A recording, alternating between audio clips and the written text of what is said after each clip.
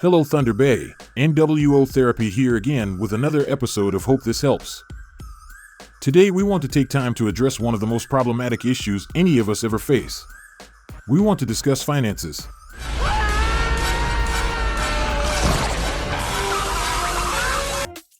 The number one cause of arguments among couples, the thing that we shape our days around defining how our time is valued and how our worth is measured within the much larger system that is our world. Yet this is a subject we rarely talk about: managing money, investing, debt, and credit. These are the things that allow us to meet our needs and survive. Until you have a lot of it, money is going to be the number one stressor you deal with in your life. This has become such an abundant issue that Ontario school boards are going to mandate a financial education class before a child can graduate high school. These little pieces of paper with pictures of dead people on them are our tokens to a bigger social game that we are all playing a role in. So consider this letting you know the rules of the game. A long time ago in England, shortly after the invention of the time clock, used for punching in when you go to work and punching out when you leave, a Chinese delegate was touring London. When he saw one of the factories equipped with a time clock, he asked the Prime Minister, who was giving him the tour, what this was for. This allows for a man to correctly get paid for his time. It allows him to understand what an hour of his time is worth in exchange for the money he earns. The delegate from China laughed and said it was a cute toy. He explained that in China those in charge say, "Here is a job and it pays this much." And if a man says he will not do that job for that pay, there are 1,000 lined up behind him that will. So you are lucky we live in the system we do. Your time is worth something and you will be compensated justly for the work you are willing to do. As of October 2024 in Ontario, the minimum wage you will get paid for your time will be $17.20 an hour. This is an annual salary of $35,776 if you work 8 hours a day 5 days a week for 52 weeks of the year. This is a simple math situation of A times B times C will tell you what budget you must make for yourself. This also tells us that the government feels that it takes roughly $35,000 to survive day-to-day life in Ontario. In comparison, currently minimum wage in Alabama is $7.20 an hour or $14,976 a year. Cost of living is traditionally calculated based on the increase or decrease in the price of milk and bread. In Ontario, a gallon of milk will cost you $6. In Alabama, a gallon of milk is $3. So you can see why there is a difference in what it costs to meet your needs. In either place though, the game being played is the same. The game of economics. And you need to know how to keep score. In this current world of finances, let's start at the beginning, a credit score.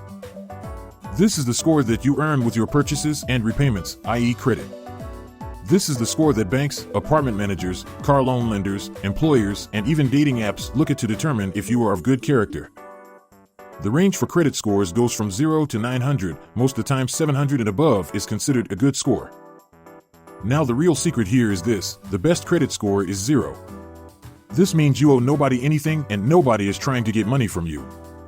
This is someone who pays cash for everything. No more than 50 years ago a person could live a lifestyle like this. However, today unless you are a multimillionaire, it's really hard to afford to pay cash for a home or car. And let's be honest, most of us don't carry even enough cash to buy our groceries if the card reader isn't working at the grocery store. We've turned into a card-based society.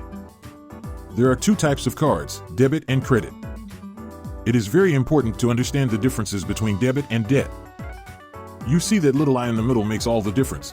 Think of a pile of money that you can reach into to get what you want. If that money is mine, it has an I, or it is a debit. If that money belongs to someone else, no I have to pay it back. So debit, the pile of money is mine.